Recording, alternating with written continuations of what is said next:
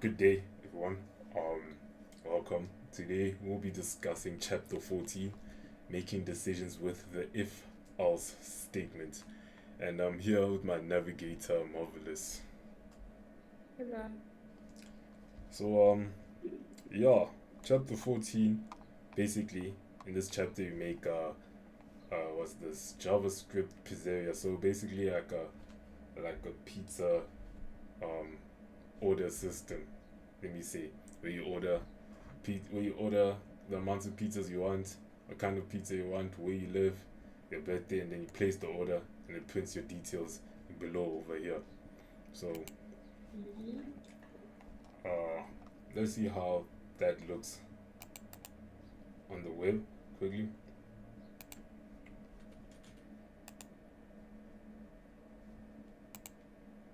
So here you have it. Here you put your name, right? Amount of pizzas you want, what kind of pizza you want, where you live, is it your birthday, place the order. Based off what you inputted here, it gives you your final result over here. Like, thank you for your order, Tom, your delivery cost, and the total as well. So, when you look at basically the JS code, well, okay, first you have your HTML over here as well. Um, then you have the heading JavaScript pizzeria within your H1 tags, right? You have the label, how many pizzas you want. Assigned to this, there's the number ID over here, right? Um, where you live, all of these are basically attached on your website. You know, you have here the ID, any town, the delivery city, Sacramento, Beverly Hills, and all of that. These are like the different options you can choose when you click where you live and stuff like that. Is it your birthday and all of that? Display total, etc. So it's the JS code. So firstly over here you have the get element by ID. Basically enters this place order ID, and the event listener allows you to click place order, right? So over here I'm able to click place order over here. That's because of the event listener on the top there. And then you have the function place order, right? And this function basically retrieves all the values that you input. So all the values that you input over here, right? It basically retrieves all these values, and yeah, all the values that you enter, it takes them in. That's all these variables. So as you can see, you have num pizzas, type pizza, delivery city, birthday, name, and yeah, it retrieves all those values that you input. Then over here, calculate price. This basically calculates the the price for your pizza. So it takes the number of pizzas and it multiplies by the type of pizza. And then you have here calculate delivery. That calculates the delivery um that you made in your order. You have here this output, thank you for your order, right? And and it's basically within a paragraph. What's this? Paragraph tag for your HTML, and then we concatenated it with plus name, which is this variable over here. So reason being is, what this line of code does is, when you click place order, right? So let's say Jack, right? And I have 8 pizzas. Anytime when you click place order, you get this, thank you for your order, Tom Jack. So reason being is because of this line of code. As you can see, attached to this, thank you for your order, and then it has the variable name. So it's presented over there. And then it moves into an if statement as well, right? So this if statement basically is checking, is the delivery price, if the delivery price is equal to 0, what happens is the output will be you get a free delivery. And then if it's not, it moves into the else statement, and then the else statement says your delivery cost is then whatever the delivery price is, right? That's basically what happens there. And if I can show that here, because of this, this ends up being the final result. You get free delivery. Reason being is when you get free delivery, that means your delivery price is equal to 0. But if it's not, then you get a delivery cost over here. So yeah, then this is basically your total, and it takes the order price and adds it to the delivery price. So as you can see here, your total is $80. That's because of that line of code over here, this output.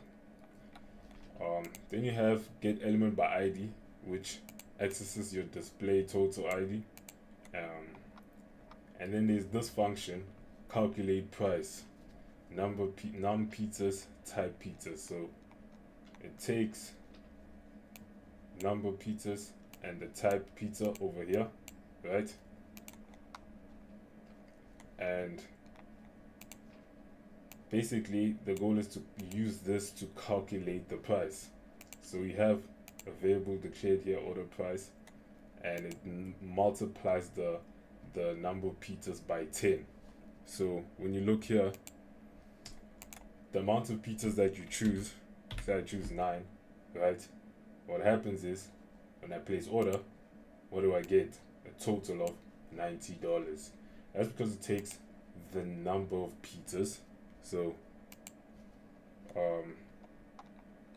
it takes the number of pizzas. It takes the number of pizzas here, and then multiplies it by 10, and then you get your final result. And then extra charge, which is 0.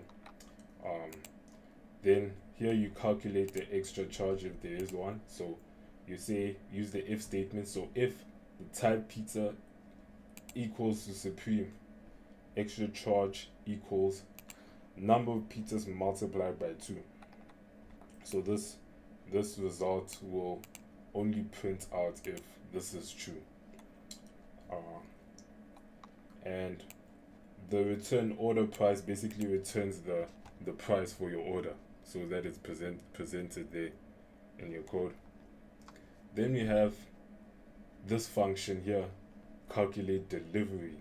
So calculate delivery has these parameters: order price, delivery city, and birthday. So as you can see here, there's birthday from here. Order price takes this and takes delivery price as well, or delivery city as well. And there's a variable declared here, delivery price, a new variable. And then what happens is you calculate the delivery price if there is one. So use the if statement again. So it says if delivery city is equal to any town, and then here we have a logical operator and. So if delivery city is equal to any town and order price is greater than 10. Less than 10. Greater than 10. This is the greater. Oh, yes, sorry. Yeah. Is it less? Oh, it's greater, ne? Less or greater? It's greater, yeah. This is greater than 10.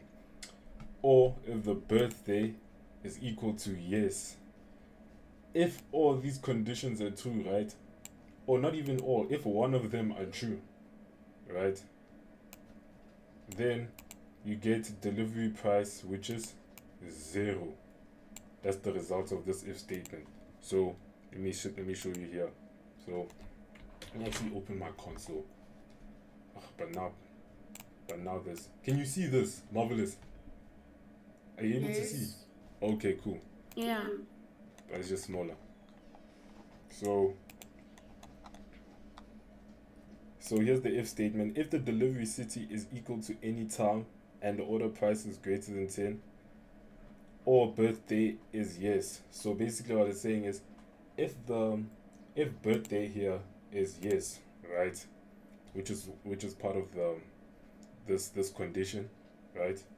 And the order price is greater than 10. So if you order, let's say you order more than one pizza, which is 9, and you get $90, right? And let's say when I place order, that means I get a free delivery. That's because of this if statement. That's the final result from this if statement. And then Okay. it says else delivery price, right? Else delivery price. What happens here is if this condition here is false, then it gives me a delivery price basically. So let's say I choose here 1, and I don't choose any town. I say Sacramento, and then I don't have a birthday. What happens is I get a delivery cost of $5, not 0. That's because of this if statement. You see? So yeah. And then we have return delivery price. That just returns the delivery price at the end. So that's basically how this, if you call it a menu, yeah, that's how it works basically. With all the details that you need to add and printing the final result of your details.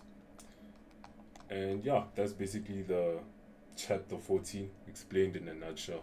So yeah. Anything on the add, Marvelous? Nothing to add. Okay, cool. Thanks for watching. Thank you, Marvelous, as well. Cool. Okay.